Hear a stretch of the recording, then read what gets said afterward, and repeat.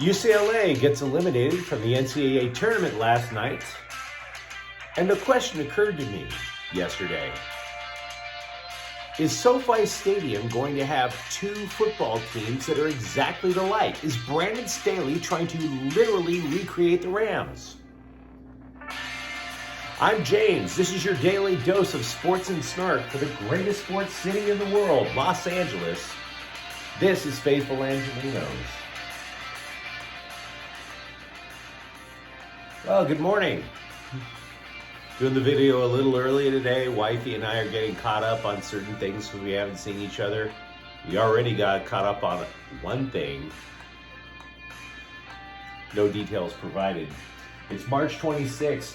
Yesterday was not exactly a great day for LA. We'll go to the scoreboard first before we get to our main topics.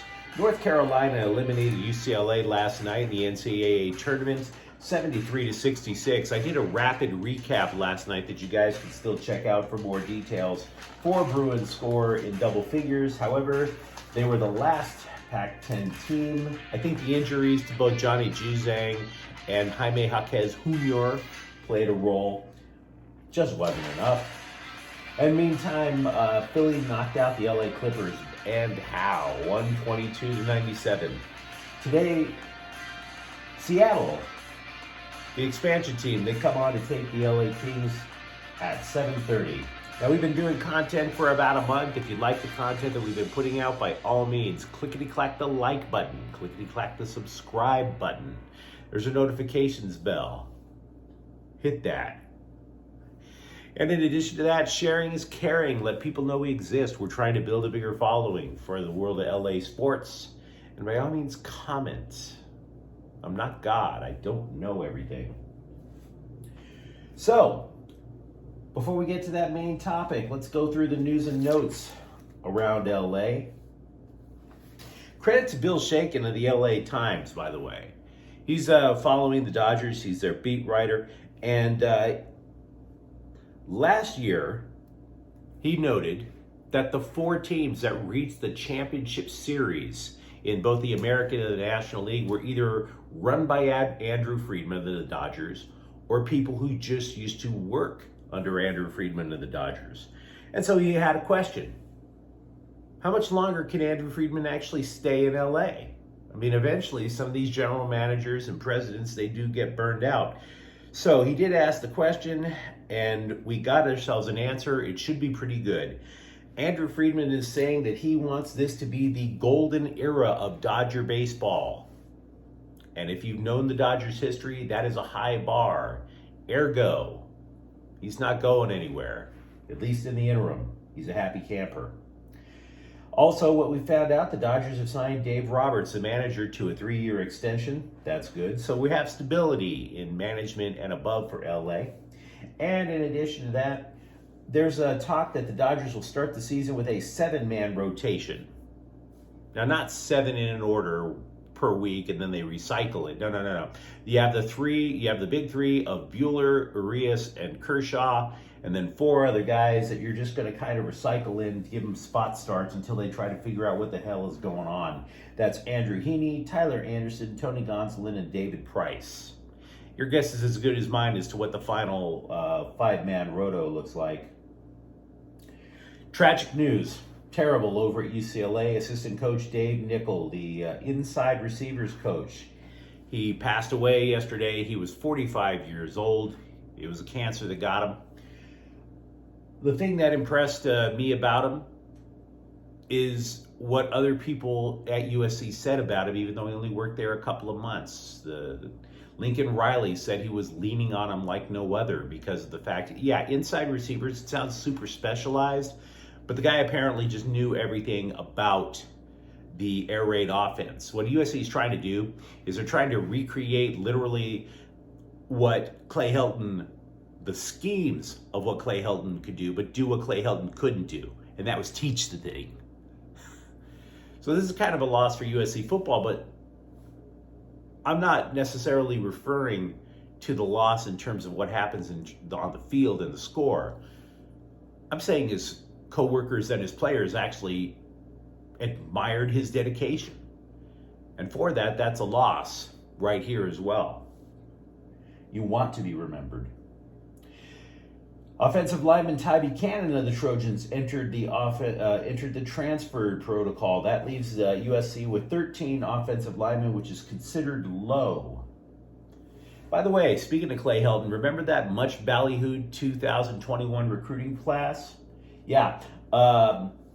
Buchanan's the 6th of the 22 recruits that are gone, who just left. UCLA loses also a football player, defensive lineman Mitchell Agude. He goes to Miami. And switching over to the Lakers really quickly, Russell Westbrook. I mentioned earlier, where could he go? I mentioned the possibility of the Knicks in a trade during the offseason. The Knicks, they have said, no, we are not interested. Finally, in WNBA, and this is something we'll go into more detail in a couple of days, hopefully, former Sparks player Lisa Leslie has come out and said that the WNBA has specifically asked their players to keep their mouth shut regarding Phoenix Suns center Brittany Griner and her detainment in Russia. The question that I've been having for a while is Brittany Griner a political prisoner? Now, I'm not an expert in what makes a political prisoner, and I haven't heard back from Amnesty International. We will approach this. Even though Griner is from Phoenix, this matters. So, over to the main topic, your Los Angeles Chargers. We all know that Brandon Staley used to be the defensive coordinator of the Rams. We also know that the Rams are extremely successful, more so than the Chargers. And now we know on defense that Brandon Staley has made a concerted effort to recreate the Rams defense over at the other side of the stadium, in the powder blue locker room, if you will. And so I'm starting to wonder, are the two teams literally going to mirror each other? Now, we know defensively, and we talked about this before the free agency period began. I was suggesting that the best move for the Chargers was to recreate the Rams because of what Staley does. I also did make the suggestion that they go after Von Miller. Now, they didn't land Von Miller, but you got to admit, in the general sense of things, I think I was on to something there. I mean, they did wind up signing J.C. Jackson, the high-level cornerback from the Patriots. And there was some debate how he was going to serve on that. Was it going to be what Jalen Ramsey is on the Rams? And some people were telling me, nah, probably not, that they thought the safety Derwin James was. Nope. J.C. Jackson is going to be your Jalen Ramsey. He is going to be your star cornerback. The star cornerback in the Brandon Staley system, by the way, doesn't necessarily mean he's a traditional cornerback. He could line up pretty much anywhere on the field, much like Jalen Ramsey. Also, Khalil Mack. That was the trade from the Bears to give them 2 rushing defensive ends. You see, the Rams are probably looking for a bookend to go with Leonard Floyd. The Chargers now have one to go with Joey Bosa in Khalil Mack. And of course, Sebastian Joseph Day pilfered directly from the Rams. He's going to be your run-stopping defensive tackle. So, what did that cost include for the Chargers? Well, they had to cut their right tackle, Brian Bulaga. And then people were like, well, how are the Chargers going to rebuild their offensive line? And that's when it hit me a few days ago. The Rams don't have an elite offensive line. They don't. They rebuild that off of mid-round draft picks at best. Whitworth retired. So who says that they're going to try to sign or draft somebody high to replace Brian Bulaga? We don't know. We don't. What we do know is that they might even promote a 4th-year player who I've never heard of, Trey Pipkins, to play right tackle. See, the Rams, they plug people in schematically. They don't look for the 5-star amazing player to just throw in there and just say, oh, to hell with it. No. They run schemes. So is Brandon Staley also trying to recreate the offensive scheme? And if they do that, will it work?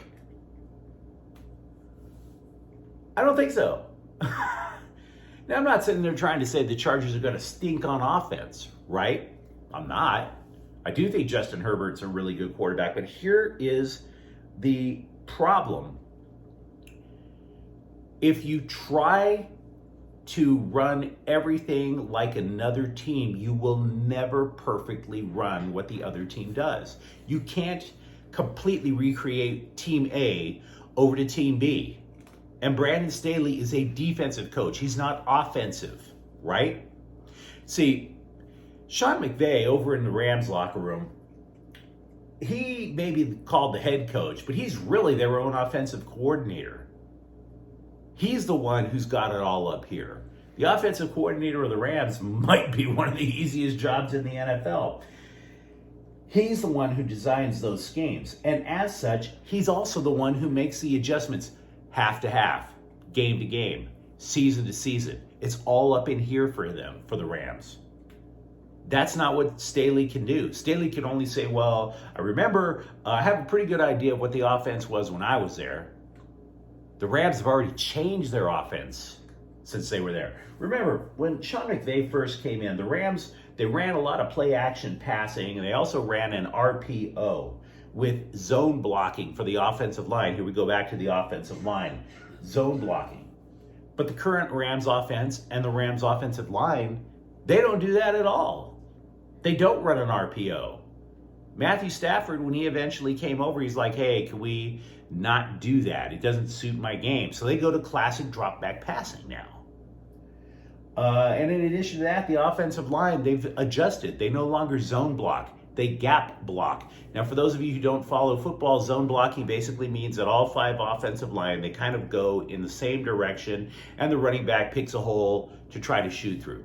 Gap blocking means basically, yet you are going forward, you take care of the first level, and if you have nobody, then you go to the next person in your gap. In other words, if there's no defensive lineman in front of you, you kind of hit that defensive lineman a little bit, but then you go straight ahead in your gap to the linebackers, to the defensive backs. So McVay has changed with the times. McVay knew he wasn't a defensive coach, so he has always let his defensive coordinators handle that stuff. He first did it with Wade Phillips. He then did it with Brandon Staley. And of course now he's doing it with Raheem Morris. McVay would literally just sit on the bench while the defense was on the field. What that means is McVay knows what he does not know, which means he's intelligent. So the question is Brandon Staley of the Chargers smart enough to say, I know what I do not know? Because if the Los Angeles Chargers on offense take the risk of not building up their offensive line in the draft, does he risk failing to recreate the Rams offense with the Chargers? Which would be the fatal flaw if that turns out to be the case. It's not a prediction, it's a question. See, history has been littered with a lot of teams trying to recreate somebody else and failing. The Lakers, remember when they stunk up the joint prior to LeBron? They tried to recreate the Warriors 2 years. The Warriors play like the Warriors. Nobody else can play like the Warriors. Do you see where I'm going? Do you have a comment? Do you think I'm on the right track? Now, again, I'm not saying the Chargers are going to stink, but there is a very difficult AFC West. Will Brandon Staley do the right thing and rebuild the line?